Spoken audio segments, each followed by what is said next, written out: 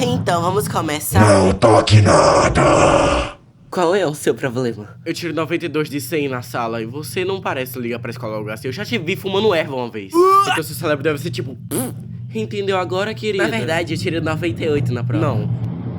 Você deletou o nosso slide? Sim, eu li tudo e tava tipo uma bosta. Então eu vou fazer o trabalho sozinho. E se você quiser, eu boto seu nome no título. Ai, meu Deus, eu tô tão cansado de fazer tudo sozinho. Eu tô tentando te ajudar. O estresse tá me matando. Tá, só me deixa fazer a conclusão. Velho, eu duvido você mexer em algo desse slide agora. Não, ela é tão burra. Tipo, é como se eu estivesse trabalhando com alguém do pré-escola. Ó. Não, eu não vou perguntar isso a ela. Ou não, mãe? Minha mãe quer saber se você quer ser minha amiga e sair comigo de vez em quando. Não. Ela disse não porque você me fez perguntar. Terminei, vou colocar seu nome e vai ser a melhor coisa que você já passou pela sua vida. Porque homens têm mamilos. Uma apresentação feita por mim. Você tirou meu nome da apresentação? Caladinha, Flor.